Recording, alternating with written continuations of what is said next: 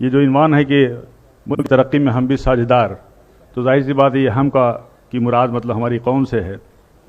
और ये बात कोई ढकी छुपी नहीं है कि मुसलमानों का जो किरदार रहा है, जो कुर्बानियाँ रही हैं इस मुल्क की तरक्की में, इस मुल्क की आज़ादी में, वो लासानी रहा है, बेमिसाल रहा है। और अगर देखा जाए तो ये मुल्क जो है, अगर आप तारीख़ में देखें तो हिंदुस्तान जो हमारा मुल्क है, मुत्तहिद मुल्क नहीं था। बेशुमार राजा रजवाड़े थे, रियासतें थीं, उस पर हुकूमत करते थे उन पर। लेकिन जब मुसलमान यहाँ पे आए हुकूमत के लिए, सबसे पहला जो काम उन्होंने किया था वो ये किया था कि इस मुल्क को एक किया था, वो बंगाल से लेकर अफ़गानिस्तान तक, और इस मुल्क को मुत्तहिद किया था। ये हमारी खूबियाँ थी। पुलिस का निज़ाम किया था, डाक का निज़ाम किया था, और सबसे पहली सड़क अगर इस मुल्क में बनी थी शेर शाह सूरी ने बनवाई थी। करेंसी सिस्टम में एक बदलाव लाए थे। रुपये जो जिसको कहते हैं आप यूज, शेर शाह सूरी का वो था। ग्रैंड ट्रंक जो रोड थी कलकत्ता से लेकर के पेशावर तक, ग्रैंड ट्रंक रोड उसी की यादगार है। और अगर आप कस्टोडियन जो आप कहते हैं, जो रेवेन्यू का सिस्टम है, ये सब शेर शाह सूरी का दिया हुआ है। And he was one of the best administrator. अगर जंगी निज़ाम की बात करें, जो हम वार स्ट्रेटजी की बात करते हैं, तो सबसे पहली तो इस मुल्क हिंदुस्तान में ज़हीरुद्दीन बाबर लाए थे। पहला जो रॉकेट था वो शेर मैसूर टीपू सुल्तान ने बनाया था, और ये तारीख़ में दर्ज है। बल्कि जो विलियम कॉन्ग्रीव था, जो कि एक्सपर्ट था इसका, वो अपनी किताब में लिखता है ये कि उनकी शहादत के बाद 1799 में जब शहीद हुए शेर मैसूर टीपू सुल्तान, तो उसको उन्होंने 1801 में जब्त करके वो इंग्लैंड ले गए, और 1801 से लेकर के 1805 तक उस पर वो तहकीक करते रहे, रिसर्च करते रहे, समझ नहीं पाए कि इसका सिस्टम क्या है, इसकी डिज़ाइन क्या है। तो उन्होंने एक किताब वहाँ से भेजी थी, और उस किताब का नाम था फतहुल मुजाहिदीन, और वो किताब आज भी पेरिस के म्यूज़ियम में रखी हुई है। और उस किताब को लिखने वाले टीपू सुल्तान थे, जिसमें डिटेल डिस्क्रिप्शन था कि ये जो रॉकेट है इसको कैसे इस्तेमाल किया जाए। तो ये वो पहली मिसाइल थी, आप गूगल में सर्च कीजिए, वो जो पहली मिसाइल थी मैसूरियन मिसाइल टिप्पू सुल्तान ने बनाया था। और आज जो आप मिसाइल देख रहे हैं, अग्नि मिसाइल, पृथ्वी मिसाइल, इसके भी बानी एपीजे अब्दुल कलाम है, जिनको आप मिसाइल मैन कहते हैं और जिनको फादर ऑफ मिसाइल कहते हैं। दोस्तों, ये तो दरअसल बात थी एक सफ़र की, जो शुरुआत होती है वहाँ से, लेकिन बात हो रही थी अंग्रेज़ी हुकूमत की, बगावत की, जंग आज़ादी की। तो पहली जो बगावत थी वो 1773 में हुई थी, और उसका नाम जो था, शायद आप में से ज़्यादातर लोगों को मालूम होगा, फ़कीर एंड सन्यासी रिबेलियन नाम से नाम था। यानी बंकिम चंद्र चटर्जी ने अपनी आनंद मठ की किताब में साफ साफ लिखा है कि उस ज़माने में जो फ़कीर और सूफ़ी हुआ करते थे, जो साधु और सन्यासी हुआ करते थे, वो एक साथ जाते थे, झुंड का झुंड जाते थे, और अंग्रेज़ों के गोदाम में वो लूटते थे, और उस कहत के दौरान वो जो अनाज लाते थे वहाँ से, वो हिंदू मुसलमानों में तकसीम किया करते थे। और ये सिलसिला तकरीबन 50 साल तक चला। इसका पूरा तारीख़ में डिस्क्रिप्शन है। पहली जो जंग आज़ादी थी वो 1857 की थी। और जिस फतवा वर्ड हम कहते हैं, जंग आज़ादी के सबसे पहला फतवा फजल हक खैराबादी ने दिया था। अल्लामा फजल हक खैराबादी ने ये फतवा दिया था जंग आज़ादी में अंग्रेज़ों के ख़िलाफ़ मुहिम का, और उस फतवे का ये असर था कि दिल्ली जैसी राजधानी को हमने फतह किया था। लेकिन उसके बाद से ये तारीख़ में लिखा हुआ है कि लेफ्टिनेंट जनरल हडसन लिखते हैं कि जब हमने दोबारा बड़ी मेहनत और मशक्क़त से दिल्ली को फतह किया, तो उस वक्त इंग्लैंड से एक ख़त आया था, एक टेलीग्राम आया था, उसमें साफ साफ लिखा हुआ था कि देखो ये जंग आज़ादी जो है 1857 की, ये जंग आज़ादी दरअसल उलमाए कराम की जंग आज़ादी है। और उन उलमाए कराम के लिए बड़े फ़ख्र से वो लिखता है कि हमने न जाने सैकड़ों उलमाए कराम को बग़ैर किसी मुकदमा चलाए हुए फांसी दे दिया।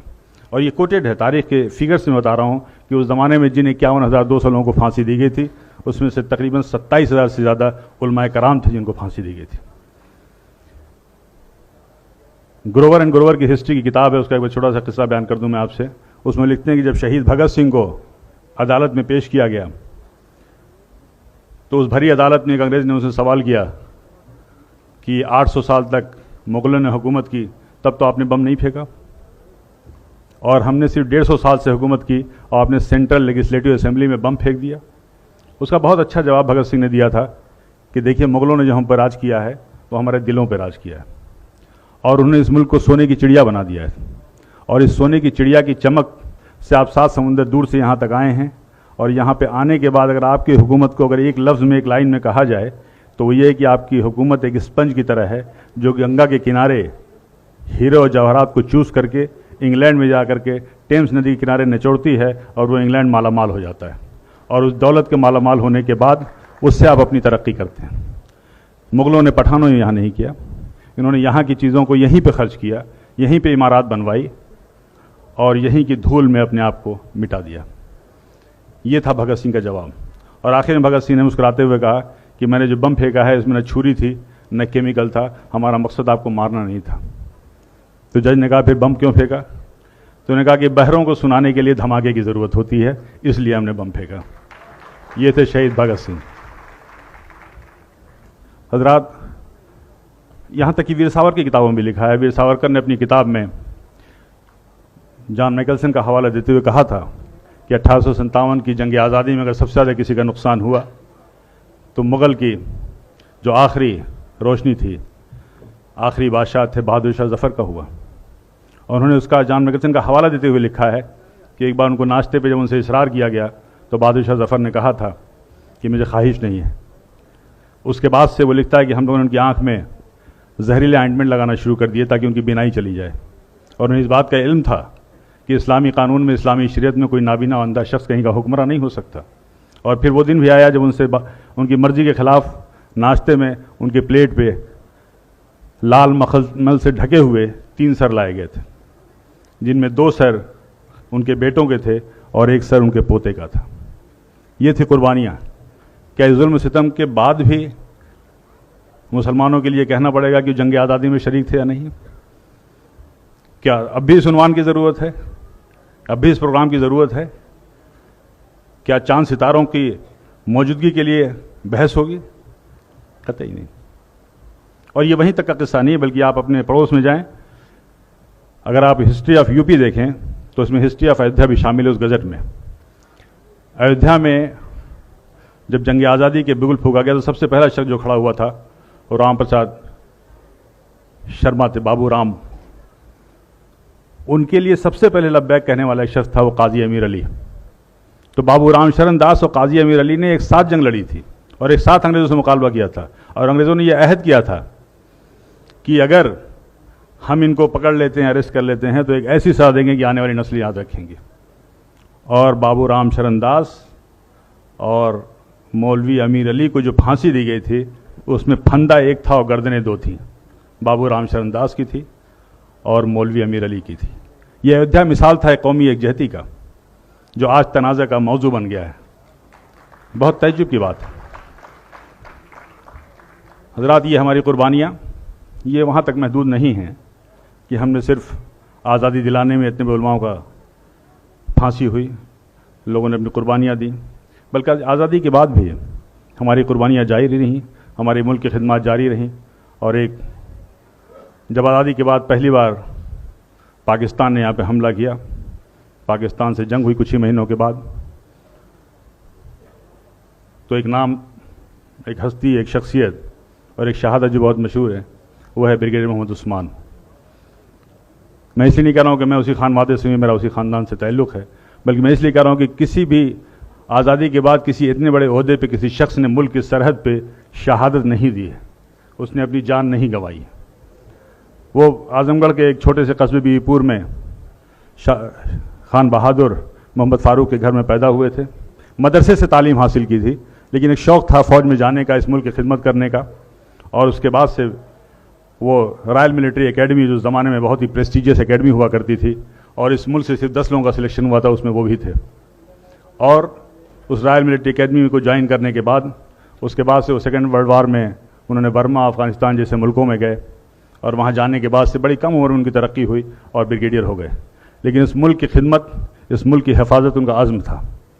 और जब आज़ादी के चंद माह बाद पाकिस्तान ने जो हमला किया, और कश्मीर में 2 जगह है, एक नौशेरा, एक झांझर, जो आर्मी की स्ट्रेटजी के हिसाब से बहुत ही अहम जगह हुआ करती है, उसको पाकिस्तान ने 25 दिसंबर 1947 को अपने कब्ज़े में ले लिया था। तब ब्रिगेडियर उस्मान ने कहा था कि जब तक मैं इन हिस्से को, इस चीज़ों को मैं वापस नहीं ले लूँगा, तब तक मैं ज़मीन पर नहीं सोऊंगा। हालांकि उसके पहले पाकिस्तान ने उनको 2 बार ये ऑफ़र दिया था कि ब्रिगेडियर उस्मान तुम पाकिस्तान आ जाओ और हमारे आर्मी के चीफ बन जाओ, और उन्हें पूरी तरीके से ठुकरा दिया था कि मुझे वहाँ नहीं जाना, मुझे अपनी सरज़मीन पर रहना है, और वो यहीं पर रहे। और चंद दिनों के बाद आखिर उनकी क़यादत में वो जंग लड़ी गई, और जंग लड़ने के बाद से उन्होंने नौशेरा और झांझर की वो सरजमीन हासिल की। और मैं आपको बता दूं ये कि उनकी क़यादत में, ब्रिगेडियर उस्मान की क़यादत में जो कश्मीर का हिस्सा जीता गया था, आज भी उतना ही कश्मीर है और आज भी वही हमारे मुल्क की सरहद है उनके। लेकिन 3 जुलाई 1948 को अब वो अपने कैंप में मीटिंग कर रहे थे। मीटिंग करने के बाद निकले, जाहिर सी बात है पाकिस्तान की फ़ौज के निशाने पे थे वो, और पाकिस्तान ने एक 25 पाउंड का गोला उनके ऊपर डायरेक्ट दागा और वहीं वो शहीद हो गए थे। हालांकि शहादत के वक्त उन्हें कहा था कि मैं तो जा रहा हूँ, लेकिन याद रखना कि इस सरजमीन का एक भी टुकड़ा किसी दुश्मन के हाथ में न जाने पाए। ये थे ब्रिगेडियर उस्मान, और इसके लिए बाद में उनको नौशेरा का शेर भी कहा जाता था और उन्हें बाद में महावीर चक्र भी दिया गया। हजरात, ये जो कुर्बानियों का सिलसिला है, चाहे मुल्क की तरक्की में हो या मुल्क की आज़ादी में हो, उसका अब जाहिर सी बात है उस सदियों की कहानी को लम्हों की ज़बानी में कैसे बताऊं। एक चीज़ जो मैं ज़रूर कहना चाहूँगा वो ये है कि तारीख़ें सिर्फ पढ़ी नहीं जाती हैं, तारीख़ें लिखी भी जाती हैं। तारीख़ हम जो पढ़ते हैं वो हमारे बाबा दाद के कारनामे थे, उनकी कुर्बानियाँ थी, उसमें हमारा कोई दखल नहीं है, उसमें हमारी कोई मुदाखलत नहीं है, हमारा कोई अख्तियार है। लेकिन आइंदा आने वाले दिनों में जो हमारी आने वाली नस्लें हैं, जो तारीख़ें पढ़ेंगी वो हम क्या कर रहे हैं वो तारीख़ें होंगी। जो तारीख़ें हम लिखेंगे वो हमारी आने वाली नस्लें पढ़ेंगी। और मैं इसलिए भी ये बात कह रहा हूँ कि मेरा पुख्ता यकीन है मरहूम निदा फाजली साहब के एक शेर में, मैं समझ रहा हूँ कि आप तक ये पैगाम पहुँच जाएगा कि अपना गम लेके कहीं और न जाया जाए, अपना गम लेके कहीं और न जाया जाए, घर में बिखरी हुई चीज़ों को सजाया जाए।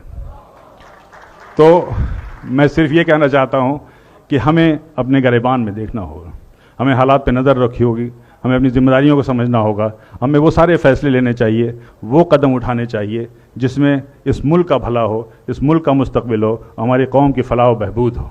वरना हमारा आक़िबत पे भी यकीन है, क़यामत पे भी यकीन है और आखिरत पे भी यकीन है। कहीं ऐसा ना हो कि आने वाली नस्लें हमारे दामन को पकड़ें क़यामत के रोज़ कि आपने ये क्या किया। और ये पैगाम है मेरा, ये मैसेज है सियासी रहनुमाओं से, मजहबी रहनुमाओं से। बड़े बड़े इदारे हैं, बड़ी तंजीमें हैं, बड़े आलिम दीन हैं लोग, बड़े बड़े दानिश्वर हैं, क्या क्या फ़ैसले लेते हैं। उस फैसलों को लेते वक्त आपको ध्यान रखना होगा, आपको इस नज़र में रखना होगा कि इस मुल्क का एक मुस्तकबिल है, उस मुल्क के हक़ में सोचना है, और सदियों से जो हमारी कौमें रह रही हैं, जिनसे हमारे रिश्ते हैं, उनके हक़ में सोचना है, अपनी कौम के हक़ में सोचना है। और इस बात से मैं, इस पैगाम के साथ मैं अपनी बात ख़त्म कर दूँ कि ये जबर भी देखा है तारीख़ की नज़रों ने, ये जबर भी देखा है तारीख़ की नज़रों ने, लम्हों ने ख़ता की थी, सदियों ने सज़ा पाई।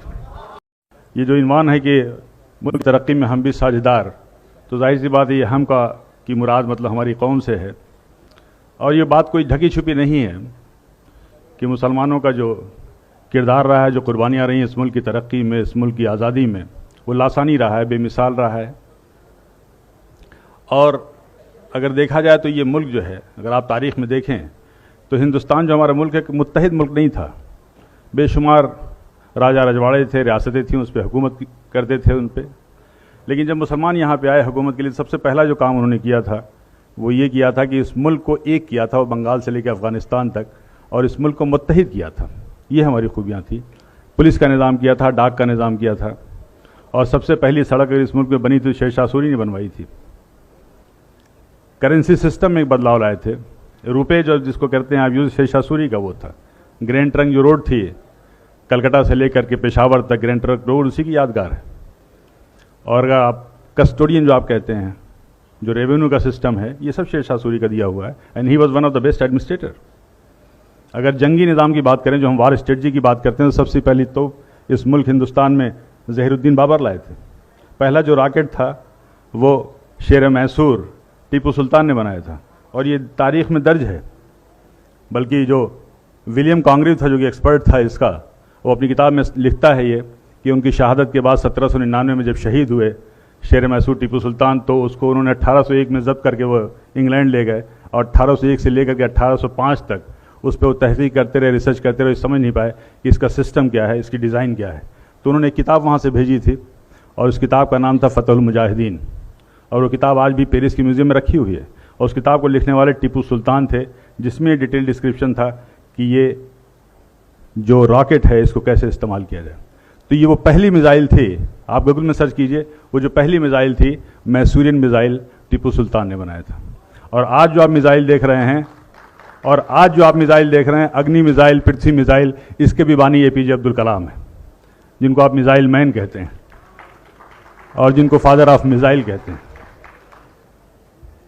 दोस्तों, ये तो दरअसल बात थी एक सफ़र की जो शुरुआत होती है वहाँ से, लेकिन बात हो रही थी अंग्रेज़ी हुकूमत की, बगावत की, जंग आज़ादी की।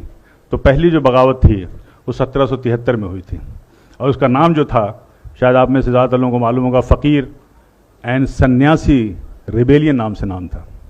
यानी बंकिम चंद्र चटर्जी ने अपनी आनंद मठ की किताब में साफ साफ लिखा है कि उस ज़माने में जो फ़कीर और सूफ़ी हुआ करते थे, जो साधु और सन्यासी हुआ करते थे, वो एक साथ जाते थे, झुंड का झुंड जाते थे और अंग्रेज़ों के गोदाम में वो लूटते थे और उस कहत के दौरान वो जो अनाज लाते थे वहाँ से वो हिंदू मुसलमानों में तकसीम किया करते थे।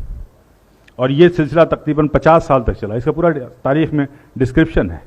पहली जो जंग आज़ादी थी वो 1857 की थी और जिस फतवा वर्ड हम कहते हैं, जंग आज़ादी के सबसे पहला फतवा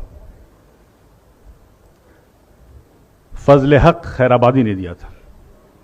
अल्लामा फजल हक खैराबादी ने ये फतवा दिया था जंग आज़ादी में अंग्रेज़ों के ख़िलाफ़ मुहिम का, और उस फतवे का ये असर था कि दिल्ली जैसी राजधानी को हमने फतह किया था।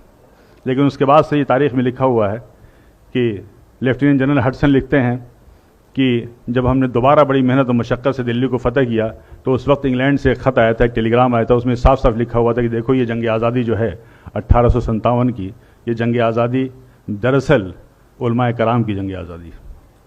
और उन उलमाए कराम के लिए बड़े फ़ख्र से वो लिखता है कि हमने न जाने सैकड़ों उलमाए कराम को बग़ैर किसी मुकदमा चलाए हुए फांसी दे दिया। और ये कोटेड है, तारीख़ के फिगर्स में बता रहा हूँ कि उस ज़माने में जिन 51,200 लोगों को फांसी दी गई थी, उसमें से तकरीबन 27,000 से ज़्यादा उलमाए कराम थे जिनको फांसी दी गई थी। ग्रोवर एंड ग्रोवर की हिस्ट्री की किताब है, उसका एक छोटा सा किस्सा बयान कर दूं मैं आपसे। उसमें लिखते हैं कि जब शहीद भगत सिंह को अदालत में पेश किया गया तो उस भरी अदालत में एक अंग्रेज़ ने उनसे सवाल किया कि 800 साल तक मुग़लों ने हुकूमत की, तब तो आपने बम नहीं फेंका, और हमने सिर्फ 150 साल से हुकूमत की और आपने सेंट्रल लेजिस्लेटिव असेंबली में बम फेंक दिया।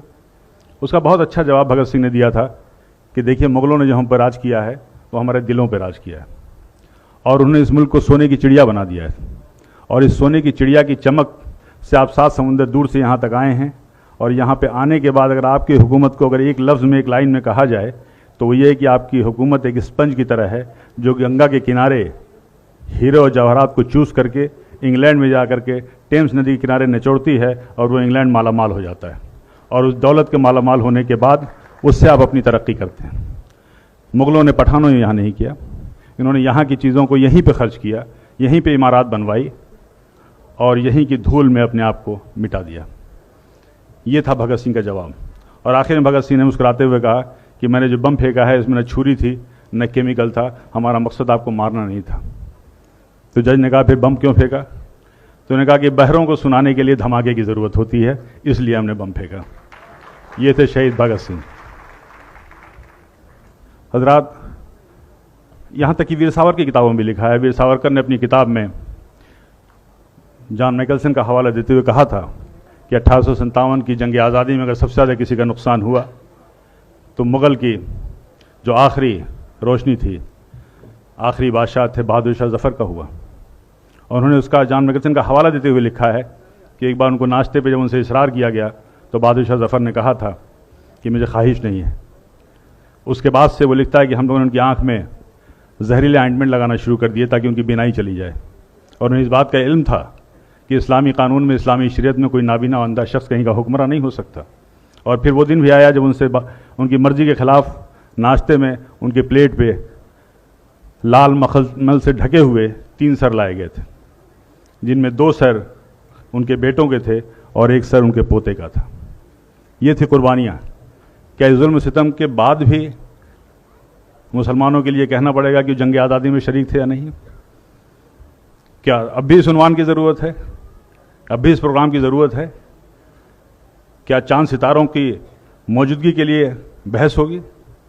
कतई नहीं। और ये वहीं तक का किस्सा नहीं है, बल्कि आप अपने पड़ोस में जाएं, अगर आप हिस्ट्री ऑफ यूपी देखें तो इसमें हिस्ट्री ऑफ अयोध्या भी शामिल है उस गज़ट में। अयोध्या में जब जंग आज़ादी के बिगुल फूका गया तो सबसे पहला शख्स जो खड़ा हुआ था वो राम प्रसाद शर्मा थे, बाबू राम। उनके लिए सबसे पहले लब्बैक कहने वाला एक शख्स था वो काजी अमीर अली। तो बाबू रामशरण दास और काजी अमीर अली ने एक साथ जंग लड़ी थी और एक साथ अंग्रेज़ों से मुकाबला किया था, और अंग्रेज़ों ने यह अहद किया था कि अगर हम इनको पकड़ लेते हैं, अरेस्ट कर लेते हैं, तो एक ऐसी सज़ा देंगे कि आने वाली नस्लें याद रखेंगी। और बाबू रामशरण दास और मौलवी अमीर अली को जो फांसी दी गई थी उसमें फंदा एक था और गर्दनें दो थीं, बाबू रामशरण दास की थी और मौलवी अमीर अली की थी। यह अयोध्या मिसाल था एक कौमी एकजहती का, जो आज तनाज़ा का मौजू बन गया है। बहुत तअज्जुब की बात है हज़रात, ये हमारी कुर्बानियाँ ये वहाँ तक महदूद नहीं हैं कि हमने सिर्फ आज़ादी दिलाने में इतने उलमाओं का फांसी हुई, लोगों ने अपनी कुर्बानियाँ दी, बल्कि आज़ादी के बाद भी हमारी कुर्बानियाँ जारी रहीं, हमारे मुल्क की खिदमत जारी रहीं। और एक जब आज़ादी के बाद पहली बार पाकिस्तान ने यहाँ पे हमला किया, पाकिस्तान से जंग हुई कुछ ही महीनों के बाद, तो एक नाम, एक हस्ती, एक शख्सियत और एक शहादत जो बहुत मशहूर है, वो है ब्रिगेडियर मोहम्मद उस्मान। मैं इसलिए नहीं कह रहा हूँ कि मैं उसी खान माते से, मेरा उसी ख़ानदान से ताल्लुक़ है, बल्कि मैं इसलिए कह रहा हूँ कि किसी भी आज़ादी के बाद किसी इतने बड़े ओहदे पे किसी शख्स ने मुल्क की सरहद पे शहादत नहीं दी है, उसने अपनी जान नहीं गंवाई। वो आज़मगढ़ के एक छोटे से कस्बे बीवीपुर में खान बहादुर मोहम्मद फ़ारूक के घर में पैदा हुए थे। मदरसे से तालीम हासिल की थी, लेकिन एक शौक़ था फ़ौज में जाने का, इस मुल्क की खिदमत करने का। और उसके बाद से वो रॉयल मिलिट्री एकेडमी, जो ज़माने में बहुत ही प्रेस्टिजियस एकेडमी हुआ करती थी, और इस मुल्क से सिर्फ 10 लोगों का सिलेक्शन हुआ था, उसमें वो भी थे। और उस रॉयल मिलिट्री एकेडमी को ज्वाइन करने के बाद, उसके बाद से वो सेकेंड वर्ल्ड वार में उन्होंने बर्मा, अफ़गानिस्तान जैसे मुल्कों में गए, और वहाँ जाने के बाद से बड़ी कम उम्र में उनकी तरक्की हुई और ब्रिगेडियर हो गए। लेकिन इस मुल्क की खिदमत, इस मुल्क की हिफाजत उनका आज़म था। और जब आज़ादी के चंद माह बाद पाकिस्तान ने जो हमला किया, और कश्मीर में 2 जगह है, एक नौशेरा, एक झांझर, जो आर्मी की स्ट्रेटजी के हिसाब से बहुत ही अहम जगह हुआ करती है, उसको पाकिस्तान ने 25 दिसंबर 1947 को अपने कब्ज़े में ले लिया था। तब ब्रिगेडियर उस्मान ने कहा था कि जब तक मैं इन हिस्से को, इस चीज़ों को मैं वापस नहीं ले लूँगा, तब तक मैं ज़मीन पे नहीं सोऊंगा। हालांकि उसके पहले पाकिस्तान ने उनको 2 बार ये ऑफ़र दिया था कि ब्रिगेडियर उस्मान तुम पाकिस्तान आ जाओ और हमारे आर्मी के चीफ बन जाओ, और उन्हें पूरी तरीके से ठुकरा दिया था कि मुझे वहाँ नहीं जाना, मुझे अपनी सरजमीन पर रहना है, और वो यहीं पर रहे। और चंद दिनों के बाद आखिर उनकी क़यादत में वो जंग लड़ी गई, और जंग लड़ने के बाद से उन्होंने नौशेरा और झांझर की वो सरजमीन हासिल की। और मैं आपको बता दूँ ये कि उनकी क़यादत में, ब्रिगेडियर उस्मान की क़यादत में जो कश्मीर का हिस्सा जीता गया था, आज भी उतना ही कश्मीर है, और आज भी वही हमारे मुल्क की सरहद है उनके। लेकिन 3 जुलाई 1948 को, अब वो अपने कैंप में मीटिंग कर रहे थे, मीटिंग करने के बाद निकले, जाहिर सी बात है पाकिस्तान की फ़ौज के निशाने पे थे वो, और पाकिस्तान ने एक 25 पाउंड का गोला उनके ऊपर डायरेक्ट दागा, और वहीं वो शहीद हो गए थे। हालांकि शहादत के वक्त उन्हें कहा था कि मैं तो जा रहा हूँ, लेकिन याद रखना कि इस सरजमीन का एक भी टुकड़ा किसी दुश्मन के हाथ में न जाने पाए। ये थे ब्रिगेडियर उस्मान, और इसके लिए बाद में उनको नौशेरा का शेर भी कहा जाता था, और उन्हें बाद में महावीर चक्र भी दिया गया। हजरात, ये जो कुर्बानियों का सिलसिला है, चाहे मुल्क की तरक्की में हो या मुल्क की आज़ादी में हो, उसका अब जाहिर सी बात है उस सदियों की कहानी को लम्हों की ज़बानी में कैसे बताऊं। एक चीज़ जो मैं ज़रूर कहना चाहूँगा वो ये है कि तारीख़ें सिर्फ पढ़ी नहीं जाती हैं, तारीख़ें लिखी भी जाती हैं। तारीख़ हम जो पढ़ते हैं वो हमारे बाबा अजदाद के कारनामे थे, उनकी कुर्बानियाँ थी, उसमें हमारा कोई दखल नहीं है, उसमें हमारी कोई मुदाखलत नहीं है, हमारा कोई अख्तियार है। लेकिन आइंदा आने वाले दिनों में जो हमारी आने वाली नस्लें हैं, जो तारीख़ें पढ़ेंगी, वो हम क्या कर रहे हैं वो तारीख़ें होंगी। जो तारीख़ें हम लिखेंगे वो हमारी आने वाली नस्लें पढ़ेंगी। और मैं इसलिए भी ये बात कह रहा हूँ कि मेरा पुख्ता यकीन है मरहूम निदा फाज़ली साहब के एक शेर में, मैं समझ रहा हूँ कि आप तक ये पैगाम पहुँच जाएगा कि अपना गम लेके कहीं और न जाया जाए, अपना गम लेके कहीं और न जाया जाए, घर में बिखरी हुई चीज़ों को सजाया जाए। तो मैं सिर्फ ये कहना चाहता हूँ कि हमें अपने गिरबान में देखना होगा, हमें हालात पे नज़र रखी होगी, हमें अपनी जिम्मेदारियों को समझना होगा, हमें वो सारे फ़ैसले लेने चाहिए, वो कदम उठाने चाहिए जिसमें इस मुल्क का भला हो, इस मुल्क का मुस्तकबिल हो, हमारी कौम की फलाह व बहबूद हो। वरना हमारा आक़िबत पे भी यकीन है, क़यामत पे भी यकीन है, और आखिरत पे भी यकीन है। कहीं ऐसा ना हो कि आने वाली नस्लें हमारे दामन को पकड़ें क़यामत के रोज़ कि आपने ये क्या किया। और ये पैगाम है मेरा, ये मैसेज है सियासी रहनुमाओं से, मजहबी रहनुमाओं से, बड़े बड़े इदारे हैं, बड़ी तंजीमें हैं, बड़े आलिम दीन हैं लोग, बड़े बड़े दानिश्वर हैं, क्या क्या फैसले लेते हैं। उस फैसलों को लेते वक्त आपको ध्यान रखना होगा, आपको इस नज़र में रखना होगा कि इस मुल्क का एक मुस्तकबिल है, उस मुल्क के हक़ में सोचना है, और सदियों से जो हमारी कौमें रह रही हैं, जिनसे हमारे रिश्ते हैं, उनके हक़ में सोचना है, अपनी कौम के हक़ में सोचना है। और इस बात से मैं, इस पैगाम के साथ मैं अपनी बात ख़त्म कर दूँ कि ये जबर भी देखा है तारीख़ की नज़रों ने, ये जबर भी देखा है तारीख़ की नज़रों ने, लम्हों ने ख़ता की थी, सदियों ने सज़ा पाई। ये जो इन्वान है कि मुल्क की तरक्की में हम भी साझेदार, तो जाहिर सी बात है ये हम का की मुराद मतलब हमारी कौम से है। और ये बात कोई ढकी छुपी नहीं है कि मुसलमानों का जो किरदार रहा है, जो कुर्बानियाँ रही हैं इस मुल्क की तरक्की में, इस मुल्क की आज़ादी में, वो लासानी रहा है, बेमिसाल रहा है। और अगर देखा जाए तो ये मुल्क जो है, अगर आप तारीख़ में देखें तो हिंदुस्तान जो हमारा मुल्क है, मुत्तहिद मुल्क नहीं था। बेशुमार राजा रजवाड़े थे, रियासतें थीं, उस पर हुकूमत करते थे उन पर। लेकिन जब मुसलमान यहाँ पे आए हुकूमत के लिए, सबसे पहला जो काम उन्होंने किया था वो ये किया था कि इस मुल्क को एक किया था, वो बंगाल से लेकर अफ़गानिस्तान तक, और इस मुल्क को मुत्तहिद किया था। ये हमारी खूबियाँ थी। पुलिस का निज़ाम किया था, डाक का निज़ाम किया था, और सबसे पहली सड़क इस मुल्क में बनी थी शेर शाह सूरी ने बनवाई थी। करेंसी सिस्टम में एक बदलाव लाए थे। रुपये जो जिसको कहते हैं आप यूज़, शेर शाह सूरी का वो था। ग्रैंड ट्रंक जो रोड थी कलकत्ता से लेकर के पेशावर तक, ग्रैंड ट्रंक रोड उसी की यादगार है। और अगर आप कस्टोडियन जो आप कहते हैं, जो रेवेन्यू का सिस्टम है, ये सब शेर शाह सूरी का दिया हुआ है। And he was one of the best administrator. अगर जंगी निज़ाम की बात करें, जो हम वार स्ट्रेटजी की बात करते हैं, तो सबसे पहली तो इस मुल्क हिंदुस्तान में ज़हीरुद्दीन बाबर लाए थे। पहला जो रॉकेट था वो शेर मैसूर टीपू सुल्तान ने बनाया था, और ये तारीख़ में दर्ज है। बल्कि जो विलियम कॉन्ग्रीव था, जो कि एक्सपर्ट था इसका, वो अपनी किताब में लिखता है ये कि उनकी शहादत के बाद 1799 में जब शहीद हुए शेर मैसूर टीपू सुल्तान, तो उसको उन्होंने 1801 में ज़ब्त करके वो इंग्लैंड ले गए, और 1801 से लेकर के 1805 तक उस पर वो तहकीक करते रहे, रिसर्च करते रहे, समझ नहीं पाए कि इसका सिस्टम क्या है, इसकी डिज़ाइन क्या है। तो उन्होंने एक किताब वहाँ से भेजी थी, और उस किताब का नाम था फ़तहुल मुजाहिदीन, और वो किताब आज भी पेरिस की म्यूज़ियम में रखी हुई है। और उस किताब को लिखने वाले टीपू सुल्तान थे, जिसमें डिटेल डिस्क्रिप्शन था कि ये जो रॉकेट है इसको कैसे इस्तेमाल किया जाए। तो ये वो पहली मिसाइल थी, आप गूगल में सर्च कीजिए, वो जो पहली मिसाइल थी मैसूरियन मिसाइल टीपू सुल्तान ने बनाया था। और आज जो आप मिसाइल देख रहे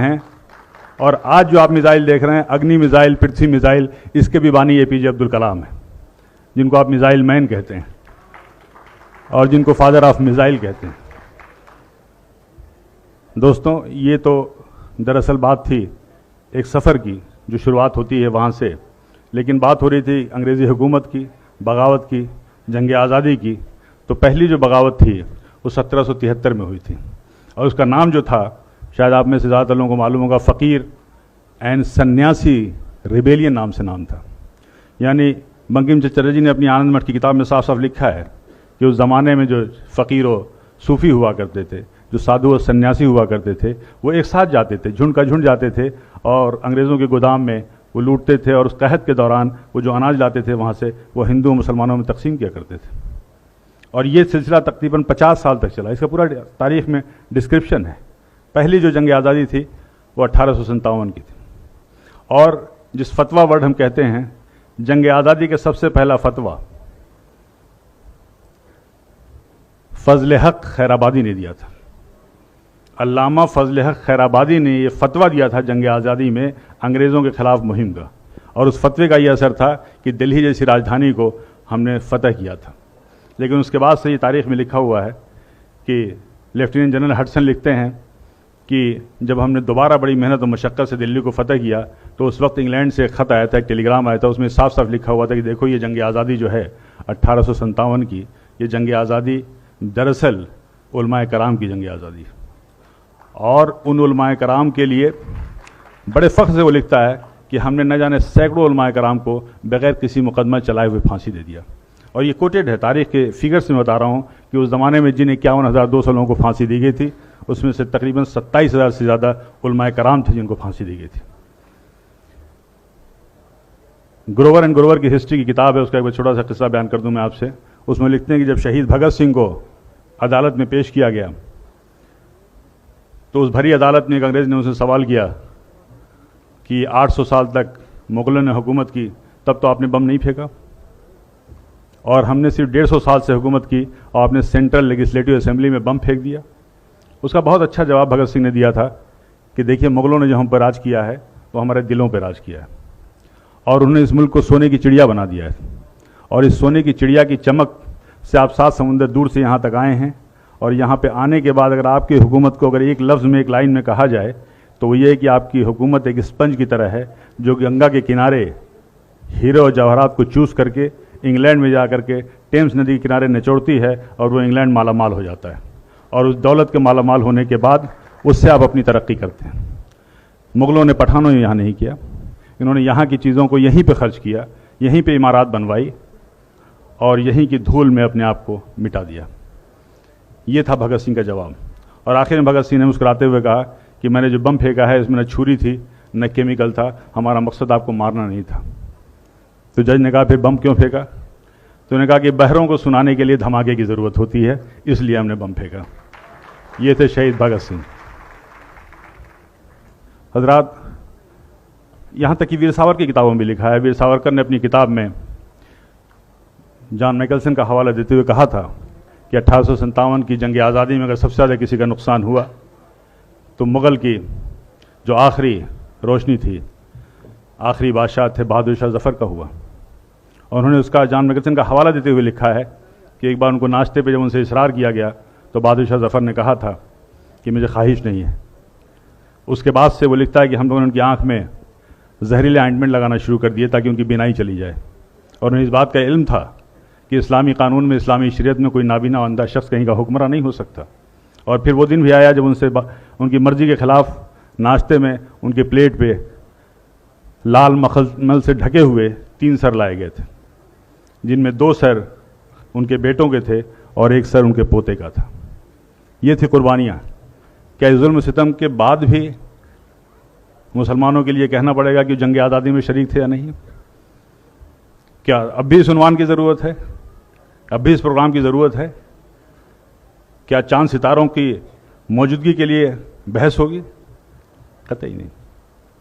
और ये वहीं तक का किस्सा नहीं है, बल्कि आप अपने पड़ोस में जाएं, अगर आप हिस्ट्री ऑफ यूपी देखें तो इसमें हिस्ट्री ऑफ अयोध्या भी शामिल है उस गज़ट में। अयोध्या में जब जंग आज़ादी के बिगुल फूका गया तो सबसे पहला शख्स जो खड़ा हुआ था वो राम प्रसाद शर्मा थे, बाबू राम। उनके लिए सबसे पहले लब्बैक कहने वाला एक शख्स था वो काजी अमीर अली। तो बाबू राम शरण दास और काजी अमीर अली ने एक साथ जंग लड़ी थी और एक साथ अंग्रेज़ों से मुकाबला किया था, और अंग्रेज़ों ने यह अहद किया था कि अगर हम इनको पकड़ लेते हैं, अरेस्ट कर लेते हैं, तो एक ऐसी सज़ा देंगे कि आने वाली नस्ल याद रखेंगी। और बाबू राम शरण दास और मौलवी अमीर अली को जो फांसी दी गई थी उसमें फंदा एक था और गर्दनें 2 थीं। बाबू राम शरण दास की थी और मौलवी अमीर अली की थी। यह अयोध्या मिसाल था एक कौमी एकजहती का, जो आज तनाज़ा का मौजू बन गया है। बहुत तअज्जुब की बात है हज़रात। ये हमारी कुर्बानियाँ ये वहाँ तक महदूद नहीं हैं कि हमने सिर्फ आज़ादी दिलाने में इतने उलमाओं का फांसी हुई, लोगों ने अपनी कुर्बानियाँ दी, बल्कि आज़ादी के बाद भी हमारी कुर्बानियाँ जारी रहीं, हमारे मुल्क की खिदमत जारी रहीं। और एक जब आज़ादी के बाद पहली बार पाकिस्तान ने यहाँ पे हमला किया, पाकिस्तान से जंग हुई कुछ ही महीनों के बाद, तो एक नाम, एक हस्ती, एक शख्सियत और एक शहादत जो बहुत मशहूर है वो है ब्रिगेडियर मोहम्मद उस्मान। मैं इसलिए नहीं कह रहा हूँ कि मैं उसी खानवादे से हूँ, मेरा उसी ख़ानदान से ताल्लुक़ है, बल्कि मैं इसलिए कह रहा हूँ कि किसी भी आज़ादी के बाद किसी इतने बड़े ओहदे पे किसी शख्स ने मुल्क की सरहद पे शहादत नहीं दी है, उसने अपनी जान नहीं गंवाई। वो आज़मगढ़ के एक छोटे से कस्बे बीवीपुर में खान बहादुर मोहम्मद फ़ारूक के घर में पैदा हुए थे। मदरसे से तालीम हासिल की थी, लेकिन एक शौक़ था फ़ौज में जाने का, इस मुल्क की खिदमत करने का। और उसके बाद से वो रॉयल मिलिट्री एकेडमी, जो ज़माने में बहुत ही प्रेस्टिजियस एकेडमी हुआ करती थी, और इस मुल्क से सिर्फ 10 लोगों का सिलेक्शन हुआ था, उसमें वो भी थे। और उस रॉयल मिलिट्री एकेडमी को ज्वाइन करने के बाद उसके बाद से वो सेकेंड वर्ल्ड वार में उन्होंने बर्मा, अफ़गानिस्तान जैसे मुल्कों में गए, और वहाँ जाने के बाद से बड़ी कम उम्र में उनकी तरक्की हुई और ब्रिगेडियर हो गए। लेकिन इस मुल्क की खिदमत, इस मुल्क की हिफाजत उनका आज़म था। और जब आज़ादी के चंद माह बाद पाकिस्तान ने जो हमला किया, और कश्मीर में 2 जगह है, एक नौशेरा, एक झांझर, जो आर्मी की स्ट्रेटजी के हिसाब से बहुत ही अहम जगह हुआ करती है, उसको पाकिस्तान ने 25 दिसंबर 1947 को अपने कब्जे में ले लिया था। तब ब्रिगेडियर उस्मान ने कहा था कि जब तक मैं इन हिस्से को, इस चीज़ों को मैं वापस नहीं ले लूँगा, तब तक मैं ज़मीन पे नहीं सोऊंगा। हालांकि उसके पहले पाकिस्तान ने उनको 2 बार ये ऑफ़र दिया था कि ब्रिगेडियर उस्मान तुम पाकिस्तान आ जाओ और हमारे आर्मी के चीफ बन जाओ, और उन्हें पूरी तरीके से ठुकरा दिया था कि मुझे वहाँ नहीं जाना, मुझे अपनी सरजमीन पर रहना है, और वो यहीं पर रहे। और चंद दिनों के बाद आखिर उनकी क़यादत में वो जंग लड़ी गई, और जंग लड़ने के बाद से उन्होंने नौशेरा और झांझर की वो सरजमीन हासिल की। और मैं आपको बता दूं ये कि उनकी क़यादत में, ब्रिगेडियर उस्मान की क़यादत में जो कश्मीर का हिस्सा जीता गया था, आज भी उतना ही कश्मीर है और आज भी वही हमारे मुल्क की सरहद है उनके। लेकिन 3 जुलाई 1948 को अब वो अपने कैंप में मीटिंग कर रहे थे। मीटिंग करने के बाद निकले, जाहिर सी बात है पाकिस्तान की फ़ौज के निशाने पे थे वो, और पाकिस्तान ने एक 25 पाउंड का गोला उनके ऊपर डायरेक्ट दागा और वहीं वो शहीद हो गए थे। हालांकि शहादत के वक्त उन्हें कहा था कि मैं तो जा रहा हूँ, लेकिन याद रखना कि इस सरजमीन का एक भी टुकड़ा किसी दुश्मन के हाथ में न जाने पाए। ये थे ब्रिगेडियर उस्मान, और इसके लिए बाद में उनको नौशेरा का शेर भी कहा जाता था, और उन्हें बाद में महावीर चक्र भी दिया गया। हजरात, ये जो कुर्बानियों का सिलसिला है, चाहे मुल्क की तरक्की में हो या मुल्क की आज़ादी में हो, उसका अब जाहिर सी बात है उस सदियों की कहानी को लम्हों की ज़बानी में कैसे बताऊं। एक चीज़ जो मैं ज़रूर कहना चाहूँगा वो ये है कि तारीख़ें सिर्फ पढ़ी नहीं जाती हैं, तारीख़ें लिखी भी जाती हैं। तारीख़ हम जो पढ़ते हैं वो हमारे बाबा अजदाद के कारनामे थे, उनकी कुर्बानियाँ थी, उसमें हमारा कोई दखल नहीं है, उसमें हमारी कोई मुदाखलत नहीं है, हमारा कोई अख्तियार है। लेकिन आइंदा आने वाले दिनों में जो हमारी आने वाली नस्लें हैं, जो तारीख़ें पढ़ेंगी, वो हम क्या कर रहे हैं वो तारीख़ें होंगी। जो तारीख़ें हम लिखेंगे वो हमारी आने वाली नस्लें पढ़ेंगी। और मैं इसलिए भी ये बात कह रहा हूँ कि मेरा पुख्ता यकीन है मरहूम निदा फाज़ली साहब के एक शेर में, मैं समझ रहा हूँ कि आप तक ये पैगाम पहुँच जाएगा कि अपना गम लेके कहीं और न जाया जाए, अपना गम लेके कहीं और न जाया जाए, घर में बिखरी हुई चीज़ों को सजाया जाए। तो मैं सिर्फ ये कहना चाहता हूँ कि हमें अपने गिरबान में देखना होगा, हमें हालात पे नज़र रखी होगी, हमें अपनी जिम्मेदारियों को समझना होगा, हमें वो सारे फ़ैसले लेने चाहिए, वो कदम उठाने चाहिए जिसमें इस मुल्क का भला हो, इस मुल्क का मुस्तकबिल हो, हमारी कौम की फलाह व बहबूद हो। वरना हमारा आक़िबत पे भी यकीन है, क़यामत पे भी यकीन है, और आखिरत पे भी यकीन है। कहीं ऐसा ना हो कि आने वाली नस्लें हमारे दामन को पकड़ें क़यामत के रोज़ कि आपने ये क्या किया। और ये पैगाम है मेरा, ये मैसेज है सियासी रहनुमाओं से, मजहबी रहनुमाओं से। बड़े बड़े इदारे हैं, बड़ी तंजीमें हैं, बड़े आलिम दीन हैं लोग, बड़े बड़े दानिश्वर हैं, क्या क्या फ़ैसले लेते हैं।